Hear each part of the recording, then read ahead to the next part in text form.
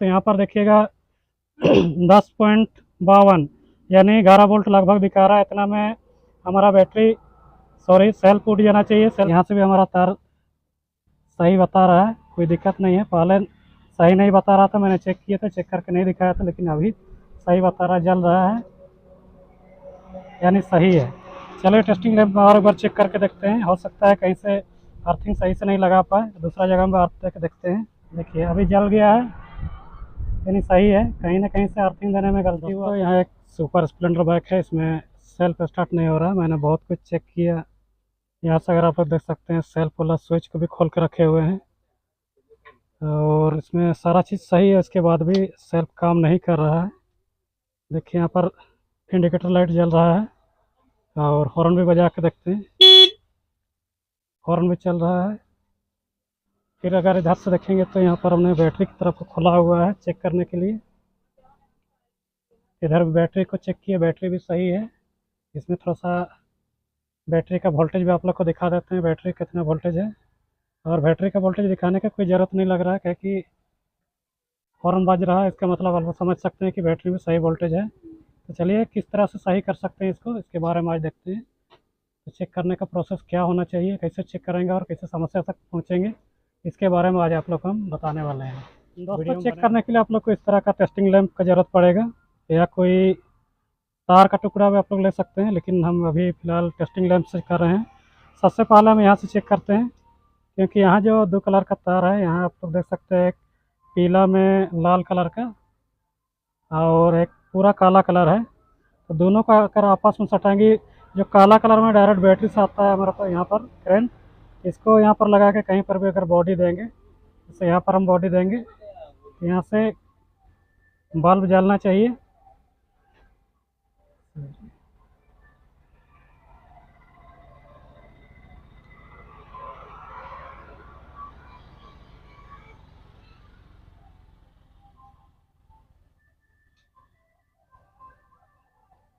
इसमें भी जल नहीं रहा है, देखते हैं यहाँ से क्या बताता है। इसमें भी नहीं जल रहा है, हो सकता है बैटरी डाउन होगा, बैटरी हम दूसरा चेंज करके एक बार चेक करेंगे, क्योंकि इससे पहले मैंने चेक किया था तो इसमें बल्ब जल रहा था, अभी काहे नहीं जल रहा है, इसे हम देखते हैं थोड़ा सा। चलिए हम बैटरी चेंज कर लेंगे, उसके बाद दोबारा आप लोग को दिखाते हैं। दोस्तों इसमें बैटरी का कोई समस्या नहीं था, यहाँ अर्थिंग नहीं ले रहा था, यहाँ से यहाँ जंक लगा हुआ उसके कारण। तो चलिए हम यहाँ से दोबारा आप लोग को चेक करके दिखा दे रहे हैं। इस तरह से एक तार में लगाइएगा, यहाँ पर एक तार में करंट आना चाहिए। चलिए यहाँ से नहीं आ रहा है, इसमें से देखिएगा आ जा रहा है, बल्ब जल रहा है, वो जा रहा है, जल रहा है, फिर वो जा रहा है। अब हम इसका स्विच को चेक करेंगे। स्विच चेक करने के लिए स्विच को प्रेस करके रखना होगा इस तरह से। उसके बाद दूसरा साइड जो पीला में लाल कलर का तार है उसमें करंट आना चाहिए। ऐसे अगर बिना सेल्फ प्रेस किए हम चेक करेंगे तो इसमें नहीं आएगा। देख सकते हैं जल नहीं रहा है, जैसे हम सेल को प्रेस कर रहे हैं जल जा रहा है, इसका मतलब हमारा स्विच सही से काम कर रहा है।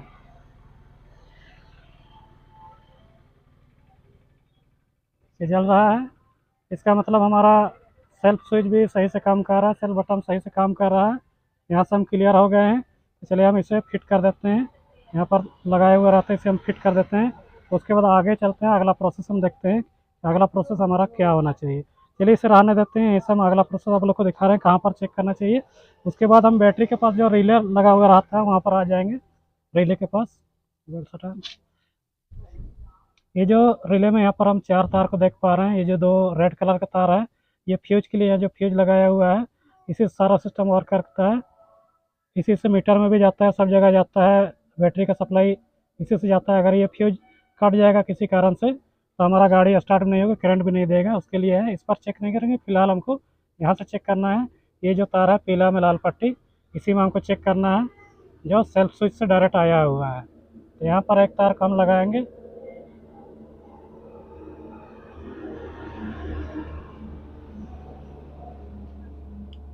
इसमें हम एक तार को लगा दिए हैं और कहीं पर भी हम बॉडी अर्थ देंगे। यहाँ पर बॉडी अर्थ देंगे, अगर सेल्फ बटन प्रेस कर रहे हैं, सेल बटन प्रेस करने के बाद में भी यहाँ पर से कोई रिस्पॉन्स नहीं दिख रहा, बल्ब हमारा जल नहीं रहा है, जबकि यहाँ अर्थिंग भी सही है, जहाँ पर लगाया हुआ अर्थिंग सही है। उसके लिए आप लोग को दिखा देना चाहेंगे कि बैटरी का प्लस टर्मिनल लगाकर चेक करा दे रहे हैं। दिख रहा होगा आप लोग को जलते हुए बल्ब जल रहा है, ये सही है। तो चलिए इसके लिए हमें क्या करना होगा, पूरा उसके लिए हमको टांकी वगैरह सारा चीज़ को खोलना होगा, सीट वगैरह। चलिए सारा चीज़ को खोल लेंगे, फिर आगे आप लोग तो यहाँ आप देखिएगा तो सबसे ज़्यादा यहीं पर तार कटता है। यहाँ से मैंने चेक किया है, सब जगह से चेक करके लेके आ गए। तो अब क्या करना है हमको, ये वायरिंग में चेक करना है, कहीं ना कहीं से ये वायरिंग हमारा टूटा हुआ है और सबसे ज़्यादा टूटता है यहीं पर। और पूरा बैटरी या टंकी वगैरह को खोलने का मेरा एक ही मकसद है कि चेक करने में किसी तरह का कोई परेशानी ना हो आप लोग को दिखाने में, क्योंकि यहाँ अगर ऐसे ही हम खोलेंगे थोड़ा सा परेशानी हो सकता है। इसलिए यहाँ का हम खोलते हैं। पहले से यहाँ पर तार और टूटा हुआ था, इसे पहले से टेपिंग किया हुआ है, तार वगैरह को जोड़ा हुआ है। तो चलिए हम इसे खोलते हैं, फिर हम देखते हैं कि क्या हुआ है। जहाँ तक उम्मीद है कि यहीं पर तार टूटा हुआ है, तो चलिए हम फटाफट इसे खोल लेते हैं, फिर आगे आप लोग को दिखाते हैं।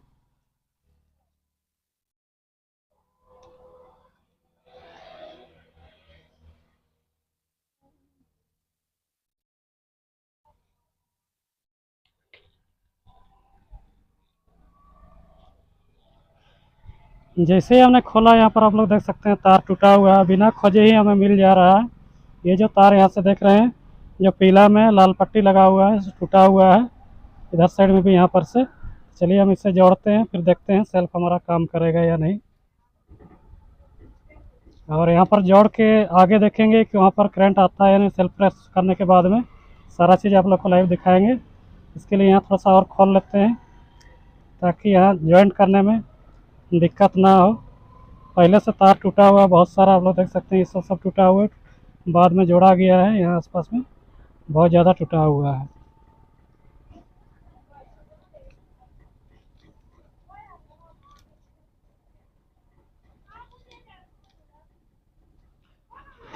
ये देखिए दूसरा छोर, और यहाँ पर से ये है, आपस में सटा हुआ रहता है लेकिन टूट गया है। ऐसा बहुत ज़्यादा पुराना हो जाने के बाद वायरिंग जो बहुत ज़्यादा पुराना हो जाता है, गाड़ी पुराना हो जाता है, तो सारा चीज़ पुराना हो जाता है, वायरिंग वगैरह भी पुराना हो जाता है। उसके बाद इस तरह से तार वगैरह टूटने शुरू हो जाता है। तो चलिए हम इसे जॉइंट कर लेते हैं, फिर आगे आप लोग को चेक करके दिखा रहे हैं। बैटरी के बगल में जो रिले है, रिले के पास करंट आता है या नहीं, और सेल्फ काम करता है या नहीं, सारा चीज़ आप लोग को दिखाएंगे। दोनों तरफ तार को छील लिए हैं, और साथ ही साथ दूसरा तार का टुकड़ा भी लेकर आए हुए हैं। ये दोनों तरफ छील लिए हैं, ऐसा अच्छा से हम यहाँ पर जॉइंट कर देंगे।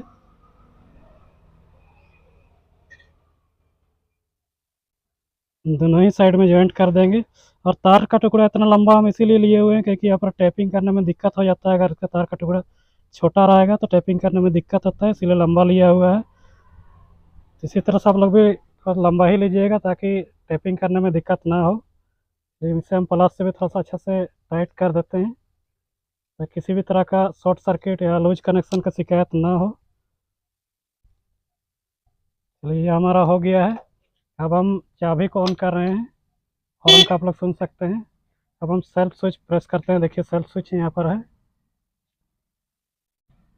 दोस्तों अभी भी हमारा सेल्फ काम नहीं कर रहा है, लेकिन कुछ दिख रहा है यहाँ पर, आप लोग को दिखा देना चाहेंगे।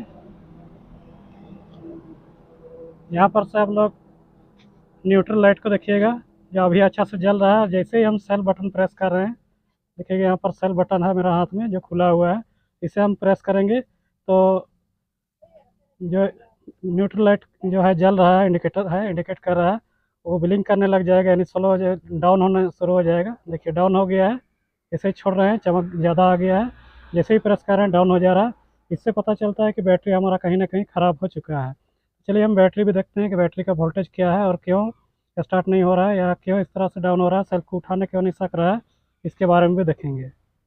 दोस्तों बैटरी को चेक करने के लिए मल्टीमीटर का हमें ज़रूरत पड़ता है, क्योंकि बैटरी का वोल्टेज केवल हम मल्टीमीटर से चेक कर सकते हैं। ऐसे ही अगर टेस्टिंग लैंप से भी चेक करेंगे तो जल जाएगा, लेकिन फिर भी मल्टीमीटर से अगर चेक करेंगे तो और अच्छा होगा। जैसे यहाँ पर हमने 20 वोल्ट डीसी में लगा दिया है, और ये ब्लैक प्रोब को हम माइनस में कर दे रहे हैं, और रेड को यहाँ से प्लस में कर दे रहे हैं। तो यहाँ पर देखिएगा 10.52 यानी 11 वोल्ट लगभग दिखा रहा है। इतना में हमारा बैटरी सेल्फ उठ जाना चाहिए, सेल्फ काम करना चाहिए।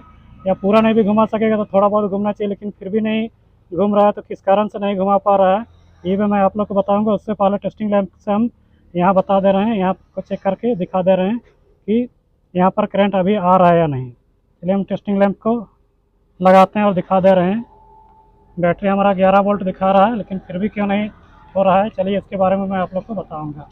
तो दोस्तों फिर से मेरा हाथ में टेस्टिंग लैंप आ गया है।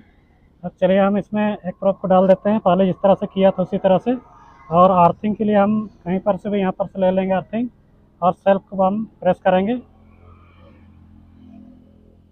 अभी भी नहीं जल रहा है, देखिए अभी भी नहीं जल रहा है।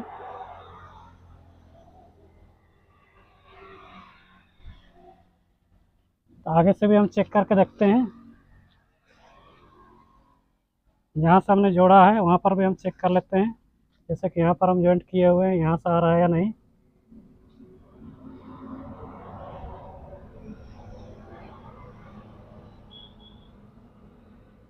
चलिए यहाँ पर हम अर्थिंग लेते हैं, देखिए यहाँ पर जल जा रहा है,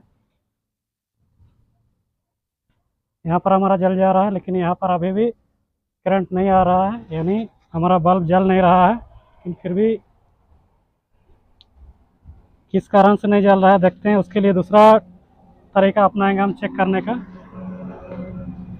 जैसा कि मेरे पास यहाँ पर सिरिंज है जो टेस्टर है, इस तरह से जलता है, देखिएगा यहाँ पर गौर कीजिएगा, जल रहा है, रेड कलर में जल रहा है। अगर बीच में से कहीं पर से तार टूटा हुआ है तो ये हमारा नहीं जलेगा, और अगर नहीं टूटा हुआ है तो जल जाएगा। तो चलिए हम देखते हैं, जहाँ जॉइंट किया वहीं से हम रिले के पास लेकर आते हैं और चेक करते हैं। देखिए जल रहा है, इसका मतलब हमारा तार सही है, कोई दिक्कत नहीं है, कहीं पर से भी कोई फॉल्ट नहीं है। देखिए तार सही है। यहाँ से भी हम सेल्फ स्विच के पास से भी लेके आते हैं और यहाँ से भी हम चेक करते हैं।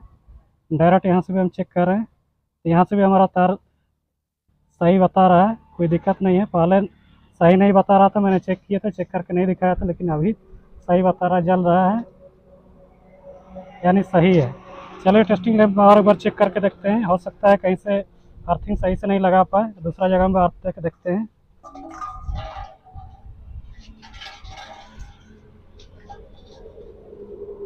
मैंने किक में अर्थ दिया है, अब देखते हैं।